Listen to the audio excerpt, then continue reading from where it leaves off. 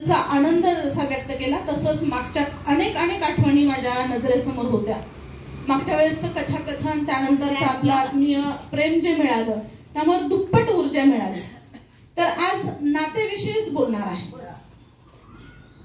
रमा, रमा कुठे आहेस का तू? किती वेळ झाला मी आवाज देते, काय करत असते कोण जाणे. सारखी मेली धावपळ हिचे नशिबी, असं म्हणत सिंधुताई आपल्या रूम मधून बाहेर आल्या. तोपर्यंत रमा कामातून हात काढून गडबडीनं तिथं आलीच होती. काय झालं, काय पाहिजे तुम्हाला, काय पाहिजे तुम्हाला, काय पाहिजे, काय मला काय पाहिजे असल्यावर मी तुला आवाज देते का? म्हणजे रात्रंदिवस कामात असते. तुला कुठे ते जायचं होतं म्हणे की मीटिंगला, ते तुझ्या लक्षात आणून द्यावं म्हणून मी आवाज देत होते. होय मला जायचंच आहे मीटिंगला, मी आता जाणारच आहे, तयारी सुरूच आहे माझी. आणि मी आता ना आई अगदी अर्धा ते पाऊण तासामध्ये मीटिंग संपून परत येईल. तोपर्यंत सगळं तयार करून ठेवलेलंच आहे मी. जर वाटलंच तुम्हाला भूक लागली अशी तर खाऊन घ्याल तेवढं. समजा बाहेरून पिंट्या आलाच तर त्यालाही खायला द्याल. हे तर उशिरा येणार आहेत आणि इरा थोड्या वेळापूर्वीच खाऊन गेली, त्यामुळे तुम्ही निश्चिंत राहा. दार पुढं करतीये, कोणी आलं तरी अनोळखी असेल कोणी तर दार उघडू नका. बरं बाई, रोजचं आपलं सांगत असते, मला नाही का कळत हे? हो आई कळतं तुम्हाला, परंतु आता तुमचा जमाना राहिला नाही ना. तुम्ही ज्या माणुसकीनं, ज्या आत्मीयतेनं माणसांना जपत होता, दारात आलेल्यांना ईश्वर मानत होता, आता तो जमाना राहिला नाही. म्हणून तुम्हाला सांगायचं, ओळखीचं कोणी असेल तरच दार काढा, नाही तर काढू नका. बरं बाई, आता काळजी घे आणि नीट जा. उशीर झाला म्हणून गाडी फास्ट चालवू नकोस. असा सगळा संवाद हा सासू सुनांचा संवाद सुरू होतो. याच्यामध्ये सातत्याने काम करत राहणारी रमा ही स्वतःच्या व्यक्तिमत्वाला फुलवण्यासाठी, दुसऱ्याच्या विकासासाठी काम करते. ती शिक्षिका म्हणून कार्यरत असते आणि तिची जी इरा आहे ती अगदी 10वी-12वीच्या वयाची. छोटा मुलगा आहे, तो शाळेत आहे. सासूबाईंना तिची काळजी पण वाटते, कधी कधी तिचा राग पण येतो, परंतु एक आत्मीयतेने नातं जोडलेलं अशा ह्या सासू सुना. असंच दुपारी एके दिवशी बसलेला असताना कौशल्या त्यांच्याकडे आली. हाय का ग माय, तू कुठं आहेस? अगं हायस का? किती वेळचा आवाज देते मी. कोण आहे? अगं म्या कौशल्या. आता विसरलीस का काय? लई दिवस झालं बघ तुला भेटून. असं वाटत होतं की यावं पण जमलंच नाही. अगं बाई कौशल्या, अगं तू कधी आलीस इथं? मला नाही का सांगायचं? मी आले असते तुझ्याकडे. नाही ग मॅ, तुला सांगाय कुठं मला ती फोन का काय करता येतो? आणि कशी सांगणार होते मी? तू आपली सगळं शिकलीस बाई, पण मला कुठं जमतं या तेवढं करायला. म्हणून म्हणलं आपलं एका दिवशी जावं आणि भेट घ्यावी. बर आता ये, सावकाश ये, पायरी नीट व्यवस्थित चढ. तिथं हात पकड, तिथं अशीच नको चढू तरुण असल्यासारखी. होय ग माय, आता ही काळजी तू माझी घ्यायची आणि मी तुझी. दुसरं कोण घेणार आहे? असं का म्हणतेस ग कौशल्या? काळजी घेणार घरातली एवढी माणसं असतात, ते माझ्या नशिबी नाही. अगं काय झालं? अगं माय काय सांगू, नशिबाला सून मिळालीये, सदा न कदा नुसती काव करत असते. असं का म्हणतेस? अगं माय तसंच आहे ग, नुसती हिडीस फिडीस करत राहते कधी बी. कधी वेळेवर जेवाय मिळायचं नाही, कधी वेळेवर चहा पाणी मिळायचं नाही, कधी वेळेवर कोणी पाहुणा रावळा आला तर कोणाचा पाहुणचार व्हायचा नाही. समजा असं चाललंय बघ घरामध्ये. आणि म्हणून असं वाटतं ना की ही जिंगाणी आहे ना ही बस आता. आणि तिच्या डोळ्यात पाणी तरळतं. कौशल्याच्या डोळ्यातलं पाणी बघून तिचा जीव अगदी कासावीस होतो. कारण ह्या दोघी सख्या मैत्रिणी. कसं असतं ना, आयुष्य कोणाला कुठपर्यंत निघून सोडतं पोहोचवतं हे आपण नाही सांगू शकत. हिच्या सुनोचं सगळं हिला आठवायला लागतं की ही किती काळजी घेते. उठता बसता प्रत्येक गोष्टीची प्रत्येक शब्द हिचा झेलत राहते. त्यामुळे सिंधूला अगदी सगळा काळ आठवतो सून आपल्याशी कशी वागते, काय करते. आणि तिला परत परत तिचं महत्व जास्त वाटायला लागतं की कौशल्यासारखी सून जर मला मिळाली असती तर मी किती भाग्यवान आहे. मला इतकी काळजी घेणारी सून मिळाली. आणि तरी सुद्धा मी तिला कधी कधी चिडचिड करते, कधी कधी रागावते.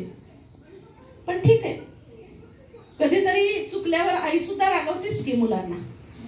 त्याच मायाने मी रागवत असेल कदाचित, असं सिंधूने आपल्या आपण मनामध्ये विचार करायला सुरुवात केली. पण तिच्या लक्षात आलं की आपण विचारात गढून गेलोय. आपल्या सखीला आपल्या आधाराची गरज आहे. आणि मग तिनं तिच्याशी संवाद साधायला सुरुवात केली. कौशल्या, असं नको म्हणूस. प्रत्येक गोष्टी मध्ये चांगलं आणि वाईट दोन्ही असतं. त्यातलं काय घ्यायचं हे आपण ठरवायचं असतं. एखादा व्यक्ती चांगला असतो तसंच तो त्याच्यामध्ये काही दोष पण असतात. आणि ज्याच्याकडे दोष आहेत त्याच्याकडे गुण पण असतात. मग त्यातलं चांगलं बघ ना तू. तुझ्या सुनामध्ये काहीतरी चांगलं असेलच की. त्याचं थोडं कौतुक कर. तिला थोडी माया लाव. चुकतही असेल ती, पण तिच्या चुकांना थोडंसं सुधारण्याचा प्रयत्न कर. कसं असतं माय बघा, आई बाबाच्या घरी लाडाची लेक म्हणून वाढलेली असते ती. आणि ती जेव्हा सासरी येते तेव्हा तिच्या अंगावर सगळ्या जबाबदाऱ्या पडतात. आता ह्या जबाबदाऱ्या पडल्यानंतर एखादं लेकरू शहाणा असतं माझ्या सुनेसारखं, निभून नेतं हसत खेळत. आणि एखादं वाट चुकलेलं असतं, त्याला नाही जमत ते करायला. आणि वाट चुकलेलं असतं म्हणूनच मग ते आपल्या बरोबर असं वागतं. तर ह्या वाट चुकलेल्याला आपल्याला वाट दाखवायची कशी हे करायला लागेल. आणि ते तू पण कर. अशा पद्धतीचा दोघींचा संवाद सुरू होता. तेवढ्यात इरा घरामध्ये आली. काय काळजी, कोण आलंय आज? दार उघडच आहे. अगं माझी मैत्रीण आली. हो का, बरं ठीक आहे, तुम्ही गप्पा मारत बसा. असं म्हणून इरा मध्ये गेली आणि ती तिच्या कामाला लागली. आता कौशल्या इराचंही निरीक्षण करत होती. तिनं आल्या आल्या आजीची केलेली विचारपूस, जिची उणीव तिला तिच्या नातीमध्ये दिसत होती. तिला असं वाटलं की आपलं काय चुकतंय. आपली नात आपल्याला असं कधीच विचारत नाही, आपली विचारपूस करत नाही. आणि पुन्हा तिच्या डोळे भरून आले. हे सगळं आता सिंधूच्या लक्षात येत होतं. आणि सिंधूनं ओळखलं आणि तिच्या पाठीवरून मायाने हात फिरवला. आलं म्हणाली माझ्या लक्षात, तुला काय म्हणायचंय ते. पण जिथं चुकतंय ना, जिथं पाणी मुरतंय ना, तिथं लक्ष दे जरा आणि त्याच्यावरती इलाज कर. जर घरातली सूनच तुझ्याशी नीट वागत नसेल तर पुढचे नातवंड कसे नीट वागेल. त्याचे आई वडील आपल्याशी कसे वागतात त्याच्यावरून नातवंड ठरवतं की आजी आजोबांशी कसं वागायचे ते. जर आई आत्मीयतेने, प्रेमाने, सन्मानाने जर बोलत असेल तर ते नातवंड सुद्धा तितक्याच आत्मीयतेने आपल्याशी जोडला जातो. म्हणजे आजी आजोबा हे नातं खूप वेगळं असतं. आणि कुठलेच आजी आजोबा हे नातवासाठी आणि नातीसाठी वाईट असूच शकत नाही. कुठलेच, अगदी रस्त्यावर भीक मागणाऱ्याचे असतील किंवा अगदी लाखोपतींचे असतील. अशा पद्धतीचं तिचं जे काही संभाषण झालं त्याच्यामध्ये एक आशेचा किरण घेऊन त्या दिवशी कौशल्या सिंधूच्या घरून निघाली. मैत्रिणींच्या गप्पा टप्पा झालेल्याच होत्या. आत्मीयतेने विचारपूस झालेलीच होती. पण एक आशेचा किरण तिच्या मनामध्ये, तिने एक बीज टाकलं होतं आशेचं, जे काही दिवसांनी अंकुरणार आहे याची खात्री सिंधूला होती. तिला नक्की वाटत होतं की कुठंतरी चुकतंय, जिथं दोन्ही हाताने टाळी वाजणार आहे. एका हाताने तर टाळी वाजत नाही. समजा पुढच्या पिढीचं चुकलं असेल तर मागच्या पिढीनं समजून घेतलं पाहिजे. मागच्या पिढीचं कधी चुकलं तर पुढच्या पिढीनं समजून घेतलं पाहिजे. हा स्नेहबंध जोडल्याशिवाय हे जे काही नातं आहे ते फुलणार आहे कसं? अशा पद्धतीचा एक संदेश तिनं तिच्या डोक्यामध्ये पेरला होता, तिच्या मनामध्ये पेरला होता. आणि आता ते अंकुरित होण्याची वाट सिंधू बघत होती. तितक्यात रमा घरामध्ये आली. रमाने चौकशी केली की काय मग कोण आलं होतं काही नाही, कारण घरात कोणी येऊन गेलंय हे एका गृहलक्ष्मीच्या लगेच लक्षात येतं. रमाच्या सुद्धा लक्षात आलं. रमाने विचारपूस केली, हो का, त्या आल्या होत्या का? मी जरा लवकर आले असते तर बरं झालं असतं, माझी भेट झाली असती त्यांची. खूप दिवस झालं मावशींना भेटून. हे तिचं जे काही मधाळवाणीचं बोलणं होतं ना, ते ऐकून सिंधूला परत परत वाटायला लागलं की अरे माझ्या सुनेसारखी कौशल्याला सुद्धा सून म्हणजे तिची सून सुद्धा तिच्याशी तसंच वागली पाहिजे. हे तिच्या मनात आता सातत्याने दोघीची तुलना सुरू झाली सिंधूच्या मनामध्ये. तेवढ्यात इराने आवाज दिला, आई ग येतेस ना तू? तुला काहीतरी ते कळत नाही म्हणाली होतीस. काय ग, काय कळत नाही? अगं ते काहीतरी तुला करायचंय ना वेबिनार वगैरे, तर ते वेबिनार मध्ये तुला काय करायचंय म्हणून मला विचारत होतीस. आता मला वेळ आहे, मी ते सांगते. रमा परत लगेचच आपलं सगळं आटपून तिच्या जवळ जाऊन बसली. नवीन आलेलं तंत्रज्ञान आपण आत्मसात करावं आणि आपण ते आपल्या विद्यार्थ्यांना पण द्यावं या विचाराने तिला ते शिकायचं होतं. आणि सगळ्या शिक्षकांना आता ऑनलाईनचा जमाना असल्यामुळे कोरोना काळामध्ये प्रत्येकाला घरात बसून ऑनलाईन शिबिरं घ्यावीच लागली, ऑनलाईन वेबिनार करावेच लागले, कॉन्फरन्सेस झाल्या, व्याख्यानं झाली. आणि या सगळ्यामध्ये ती अगदी मनापासून भाग घेत होती. हे सगळं करत असताना तिला बऱ्याच अडचणी यायच्या आणि मग ती तिच्या मुलीला विचारायची, स्वतःच्या कन्येला विचारायची. म्हणजे इथं आता कन्या तिची आई झाली होती, कन्या तिची शिक्षिका झाली होती, कन्या तिची गुरु झाली होती. कारण ज्ञान घेताना त्याचं वय काय आहे याचा विचार नसतोच मुळी. आपल्याला कोणी काही शिकून जाऊ शकतं. आपण आपल्या घरातल्या लहान मुलांकडनं सुद्धा बरंच काही शिकत असतो. त्याच पद्धतीने इथं हिरा सुद्धा आता रमाला हे सगळे तंत्रज्ञानाचे नवीन धडे देत होते. आणि हे सगळं अगदी व्यवस्थित पार पडत चाललंच होतं. तेवढ्यात एक वाईट बातमी तिथं आली. हिराची जी मैत्रीण होती तिनं आत्महत्या केली होती. प्रचंड ताण घरामध्ये आला की रोजची येणारी जाणारी ही मुलगी खूप सालस, खूप छान, काय झालं असेल हिला? का बरं हिने आत्महत्या केली असेल? तिला जिव्हाळ्याचं आत्मीयतेचं असं कोणी भेटलं नसेल का? कारण असं म्हणतात की आत्महत्या करणाऱ्याला जर एक क्षण जरी तेवढा विचार त्याचा टळला तर त्याची आत्महत्या टळू शकते, त्याचा जीव वाचू शकतो. आणि ही बातमी आल्यानंतर घरामध्ये स्मशान शांतता पसरली. हिराला तर काय करावं आणि काही नाही, म्हणजे तिला किती रडावं तेच कळेना की तिची जीवाभावाची मैत्रीण होती आणि तिनं आत्महत्या केली होती. आता हे आत्महत्या का बरं केली हा पहिला प्रश्न घरातल्या मोठ्यांच्या मनामध्ये आला. हिराच्या तर ते खूप दूरचं होतं, तिला मैत्रीण गेल्याचंच दुःख होतं. पण आईनं विचारलं की हिरा काय झालं होतं ग तिला? का ती असं विचार करत असेल, का ती अशी वागली असेल, तुला काही कल्पना आहे का याची? मग हिराला लक्षात आलं की अरे आपण ह्याचा तर विचारच नाही केला. पण ती म्हणाली नाही आई, ती साधी होती, सरळ होती, अभ्यासू होती, ती आत्महत्या करायला असं अजिबात सुद्धा वाटलं नाही. नाही आई ती करूच शकत नाही आत्महत्या. इतका विश्वास तिला तिच्या मैत्रिणीबद्दल होता. पण आता रमाच्या लक्षात आलं होतं की हा जो प्रसंग आहे तर हा प्रसंग तिच्या घरच्यांवर ओढवलाय, त्यांना किती दुःख वाटत असेल. आपण त्यांच्याकडे गेलं पाहिजे, आपण त्यांना आधार दिला पाहिजे, आपण त्यांच्या आधारासोबतच इतरांच्या प्रश्नांना थोपवलं पाहिजे. कारण अशी जिथेही घटना घडते तिथे प्रश्नांचा भडीमार चालू असतो. आणि ते जे व्यथित झालेलं कुटुंब असतं, जे व्यथित झालेले स्नेही असतात त्यांना या प्रश्नांची उत्तरं देणं खूप अवघड असतं, कारण त्यांनाही त्याची काही कल्पना नसते. त्यांच्यावरही आघात अचानक झालेला असतो.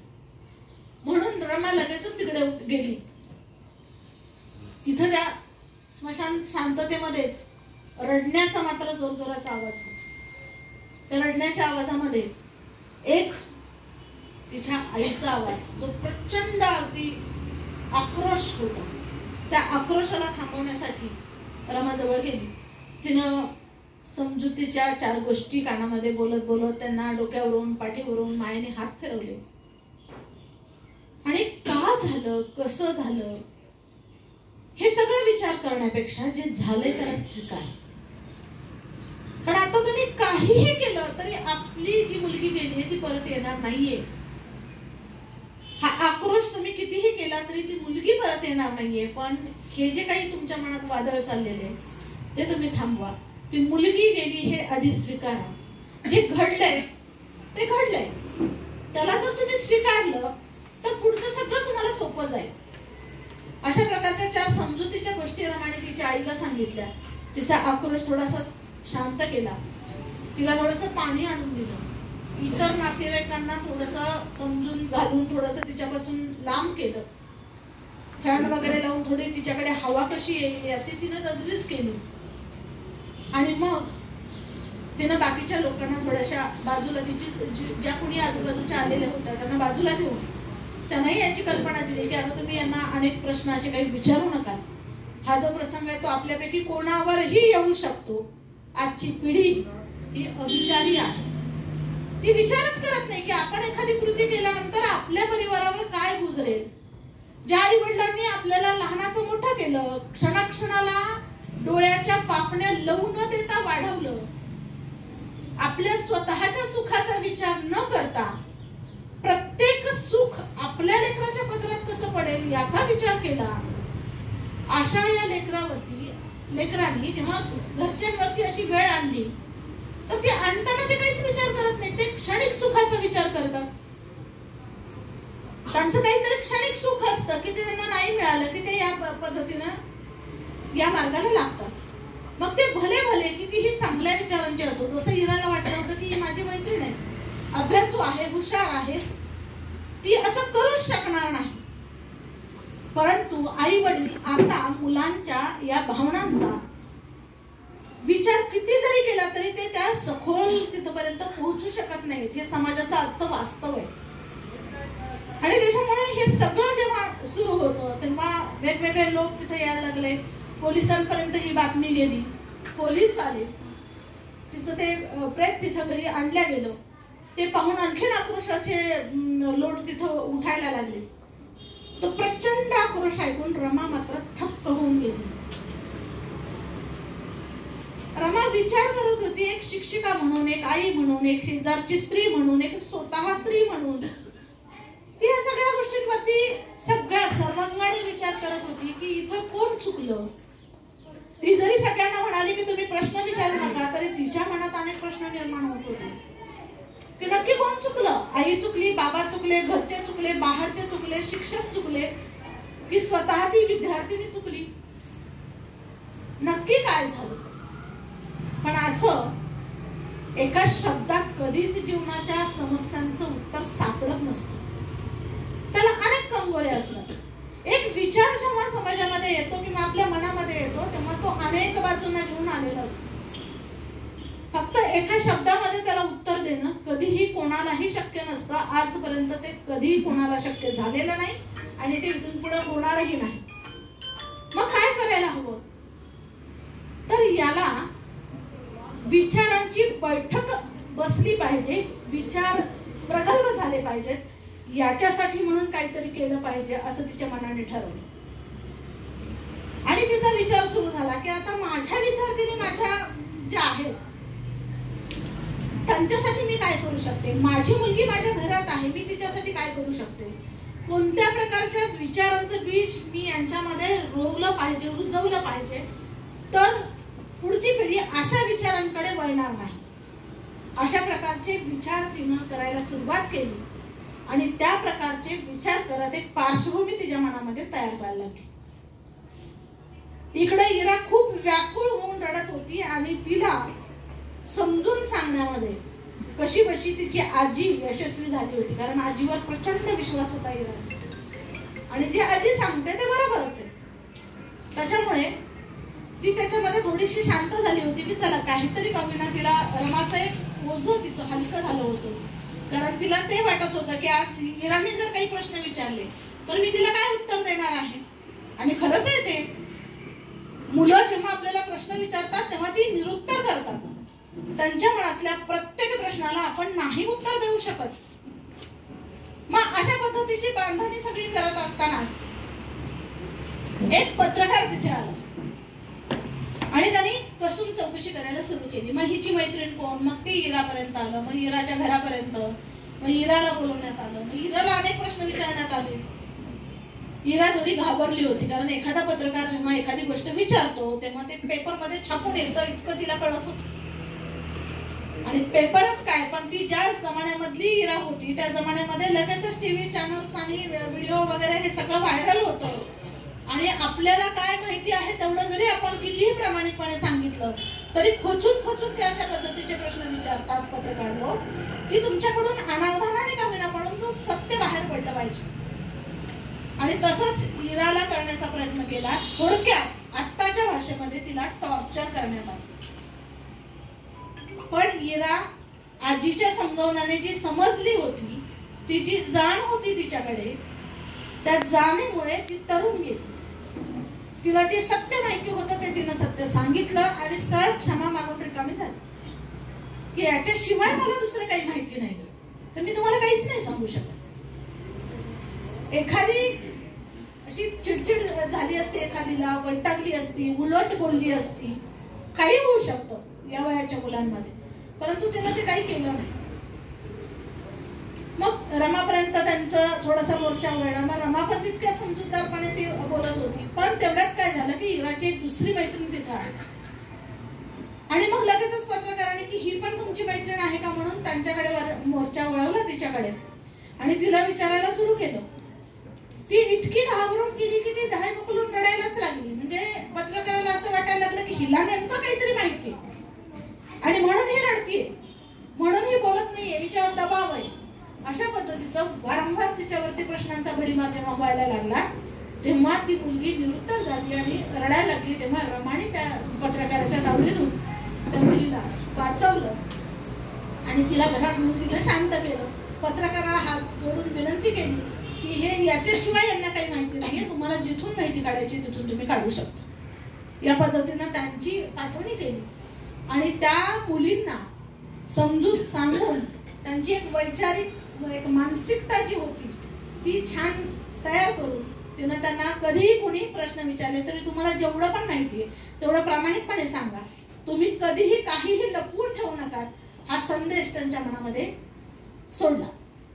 आता हे सगळं चालू असताना खरंच जेव्हा आतापर्यंत इराला कधीही काही वाटलं नव्हतं की तिनं केलं, काय झालं, रडली, समजून सांगितलं, सगळं झालं. पण पत्रकारांनी प्रश्न विचारल्यानंतर जेव्हा मैत्रीण दहाय मोकलून रडत होती आणि त्याचे जे प्रश्न होते कारण ते खूप तीव्र होते, काहीतरी निघाली ह्याने खूप तीव्र आघात तो करत होता पत्रकार, आणि तेव्हा मात्र इराच्या मनात थोडीशी पाल चुकायला.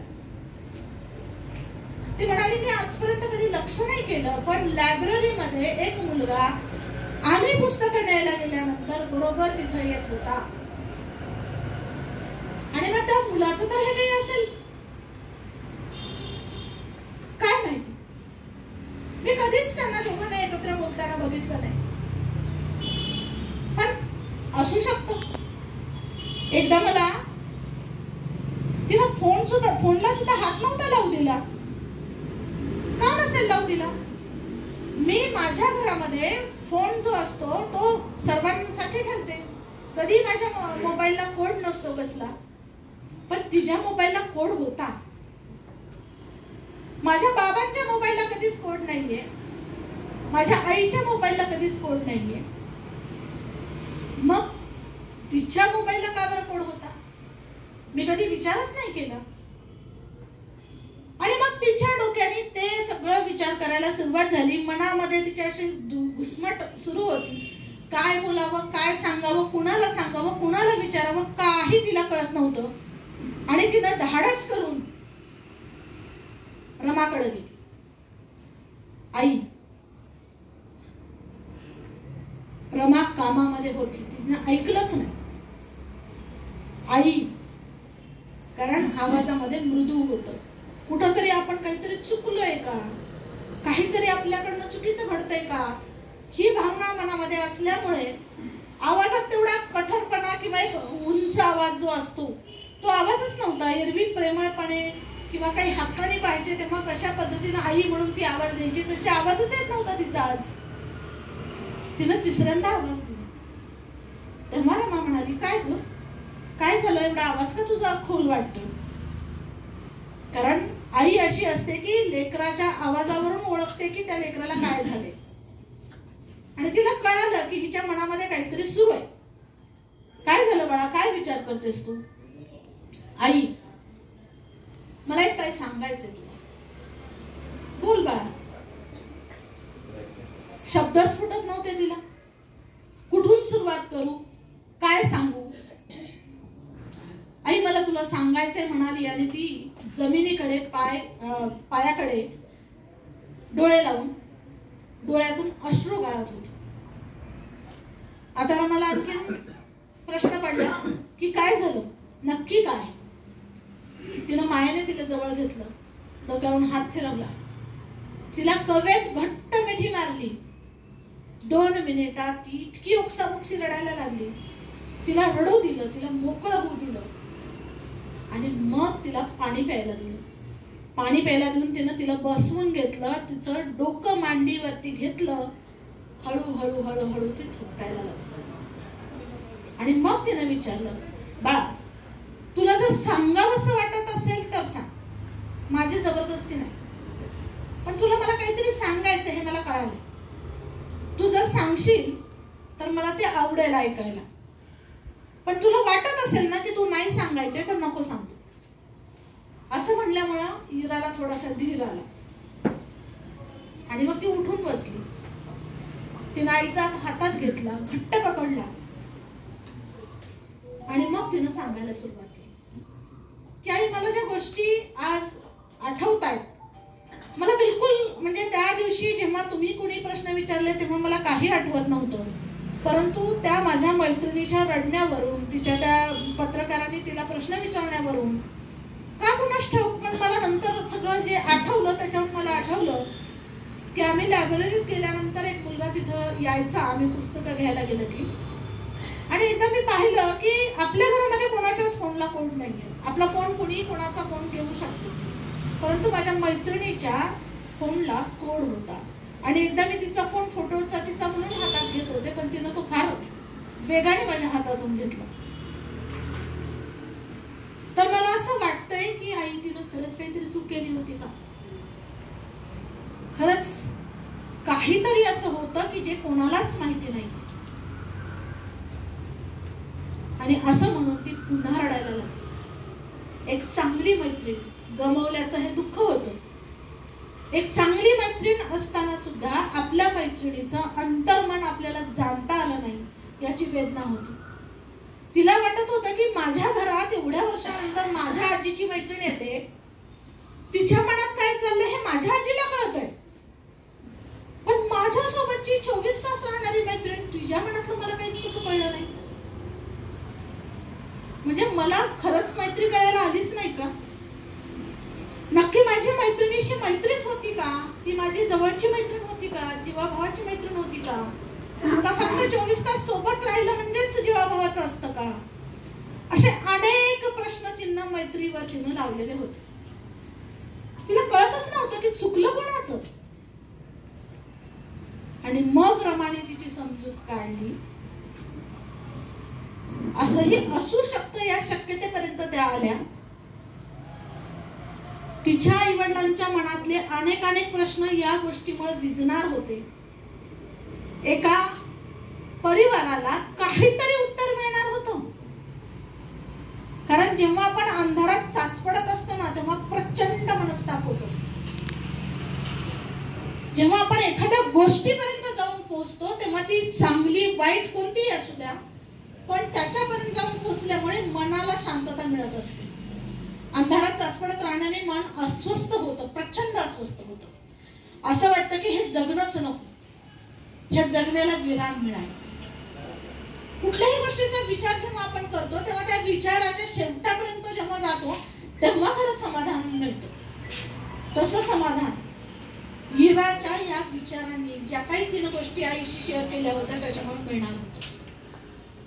आणि या क्षणाला रमाने आपल्या घरामध्ये जी नाती निर्माण केली होती, आपल्या सासूशी, आपल्या लेकीशी, आपल्या घरच्यांशी, आपल्या शेजारच्यांशी, ह्या नात्याने मात्र इथं विजय मिळवलेला होता.